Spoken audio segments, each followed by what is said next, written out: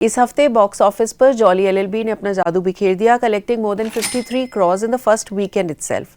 In fact साल का second half इतना अच्छा जा रहा है बॉलीवुड के लिए क्योंकि Saiyaara directed by Mohit Suri also became a blockbuster. लेकिन इस खुशी के माहौल में लास्ट मिनट में स्ट्रेस भर दिया VPF यानी कि वर्चुअल प्रिंट फीस। सितंबर 17 को अचानक जॉली एलएलबी 3 की एडवांस बुकिंग को PVR आइनॉक्स ने रोक दिया। अगली सुबह टेम्परेरीली फिर से शुरू किया और थर्सडे शाम को फिर से फिल्म रोक दिया, फिल्म की रिलीज से महज 12 घंटे पहले। रीजन VPF, जैसा मैंने आपको बताया, virtual print fee. Jolly LLB is produced by Star Studios 18, जिन्होंने क्लेम किया था that they had signed an agreement with PVR INOX to not pay VPF on their films after 2024। यही सेम अग्रीमेंट उन्होंने किया था यशराज फिल्म्स के साथ भी, लेकिन एंड में थिएटर चेन ने अपने अग्रीमेंट से पीछे हट गए, ये कहकर कि अगर उन्होंने ये एग्जेम्पशन कोई भी एक या दो स्टूडियोज को दी तो फिर बाकी सारे प्रोड्यूसर्स भी VPF पे करने से मना करेंगे।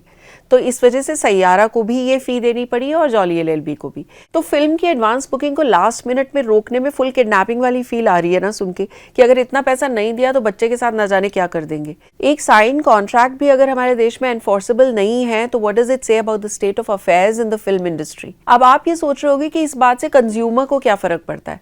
वेल, अगर आप एक इंडियन की तरह सोचोगे तो ये बात सुन के आपको जरूर फर्क पड़ेगा कि ये जो एक्स्ट्रा पैसे वर्चुअल प्रिंट फी VPF के नाम पे लिए जाते हैं, ये सिर्फ हिंदुस्तानी फिल्म से लिए जाते हैं, हॉलीवुड फिल्म से नहीं लिए जाते। अब हम आपको सिंपल टर्म्स में बताते हैं कि ये VPF है किस चिड़िया का नाम। पहले ज़माने में आपको पता है कि फिल्में जो है वो रील्स पर दिखाई जाती थी, मैनुअल रील्स पे, और फिल्म हर जगह एक साथ रिलीज़ नहीं होती थी। अगर प्रोड्यूसर डिसाइड करता था कि उसे 30 रील्स बनवानी है तो फिर पहले फिल्म रिलीज़ होती थी only in major cities like Delhi, Maharashtra, Delhi, Mumbai, और फिर थोड़े वक्त के बाद वही रील्स चली जाती थी in smaller tier 2 tier 3 towns. एक रील का कॉस्ट जो है वो तकरीबन 50,000 रुपये पड़ता था और आराम से 1-1.5 साल तक थिएटर पे वो रील चल जाती थी। एक इंटरेस्टिंग चीज़ ये भी होती थी कि जो थिएटर्स होते हैं वो रील्स को आपस में शेयर करते थे। जैसे हर फिल्म की लगभग 10-12 रील्स होती थी। ऐसे लड़कों को रखा जाता था काम पे कि जब एक थिएटर में एक रील का काम खत्म हो जाएगा तो वो दूसरे थिएटर में फटाफट से उस रील को लेकर जाते थे। जहाँ पहले थिएटर की पहली रील खत्म होती थी वहाँ दूसरे थिएटर में फिल्म का शो तब दूसरी रील के साथ स्टार्ट होता था। है ना, बहुत इंटरेस्टिंग बात। क्लियरली ये जो है वो प्रोड्यूसर्स को सस्ता पड़ता था, सिर्फ रील्स की मेंटेनेंस और स्टोरेज वगैरह पे ध्यान देना पड़ता था और उसी पे खर्चा लगता था। But then came the multiplexes in India.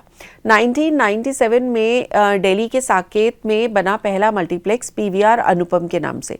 धीरे धीरे मल्टीप्लेक्सेस की प्रेजेंस बढ़ने लगी एंड 2005 में आई एक कंपनी कॉल UFO। इन्होंने शुरुआत की कि replacement of physical prints will be replaced with digital prints, जो कि ऑनलाइन डिलीवर हो जाते थे from one theatre to the other. इससे किसी मिडलमैन की जरूरत नहीं पड़ती थी, पायरेसी का खतरा नहीं रहता था क्योंकि प्रिंट्स चुराए भी नहीं जा सकते थे। तो ये सब चीज़ें अच्छी रहीं और इसके मेंटेनेंस भी कम होती थी, तो इससे पैसा बचता था। लेकिन इसमें खर्चा आना था शुरुआत में उन डिजिटल प्रिंट्स को लगाने का, because theatres needed to upgrade their projection systems. क्योंकि वो रील वाला सिस्टम जा रहा था तो नए बड़े प्रोजेक्टर्स लगाए गए। तो ये अग्रीमेंट हुआ थिएटर चेन्स और प्रोडक्शन हाउसेस के बीच में कि इस एक्स्ट्रा कॉस्ट को जो है वो सबको बेयर करना पड़ेगा इकट्ठे, और इस एक्स्ट्रा कॉस्ट को बेयर करने के लिए जो थिएटर्स हैं वो प्रोडक्शन हाउसेस को तकरीबन 15 से 20 हज़ार रुपये पर स्क्रीन पर वीक चार्ज करेंगे ताकि वो अपने पैसे रिकवर कर सके जो उन्होंने इन्वेस्टमेंट किया है अपग्रेड करने के लिए। ये अग्रीमेंट सिर्फ 5 साल के लिए हुआ था बिटवीन प्रोड्यूसर्स एंड डिस्ट्रीब्यूटर्स। लेकिन यहाँ पे आके स्टोरी बदल गई।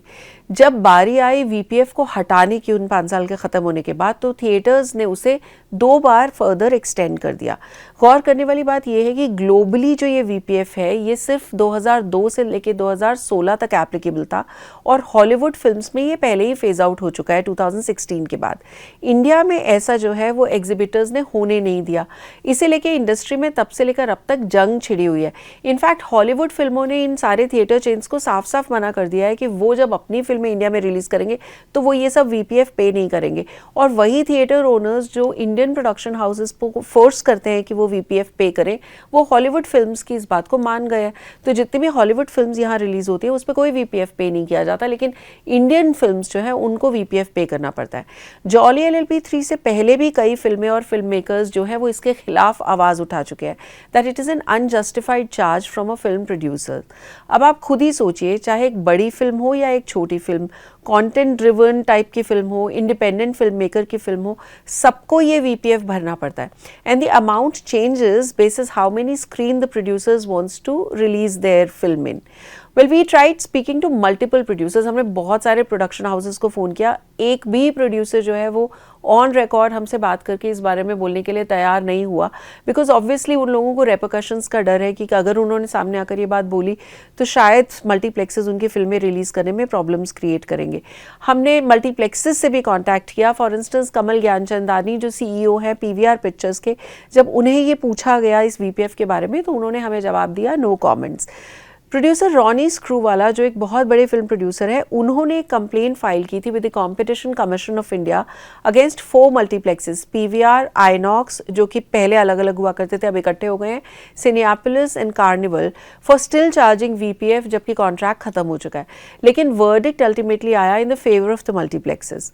Ronnie in an interview given after the verdict had said, and I quote, I have read the ruling from the Competition Commission on the cartelization by the multiplexes, and they have dismissed the petition on the ground that it lacked documented proof of such misuse of collective power.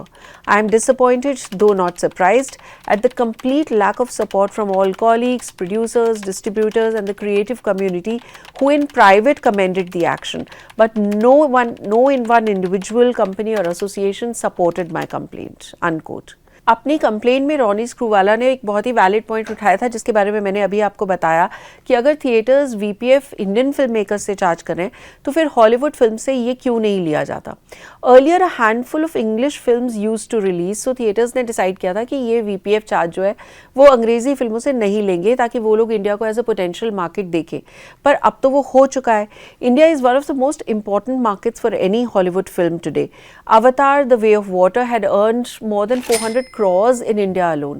ये इतना बड़ा loop hole है कि 2016 में भी एक discrimination को लेके इशू हुआ था कि आमिर खान की जो फिल्म है दंगल, वो वैसे तो इंडिया की फिल्म थी लेकिन उसके को प्रोड्यूसर थे वॉल्ट डिज्नी पिक्चर्स इंडिया, और हॉलीवुड प्रोडक्शन हाउसेस ने फिल्मों को VPF थिएटर्स को VPF जो देने से मना कर दिया था.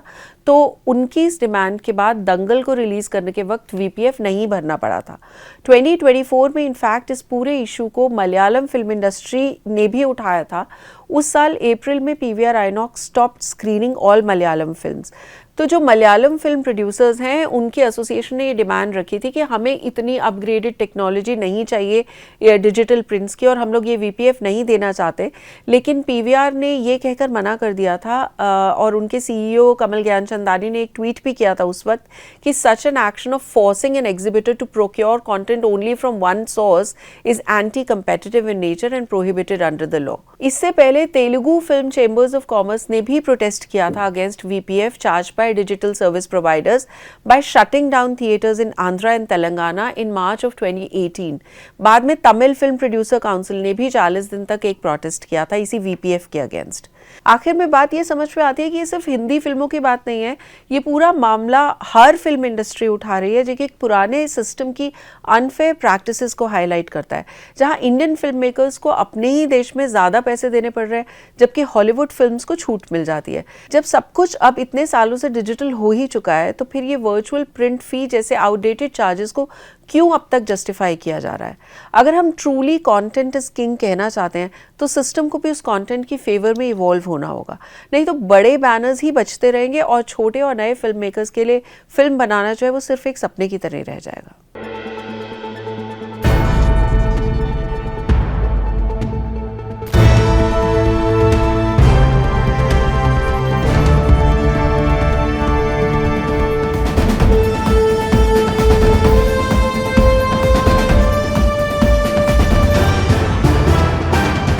The Right Angle with Sonal Kalra.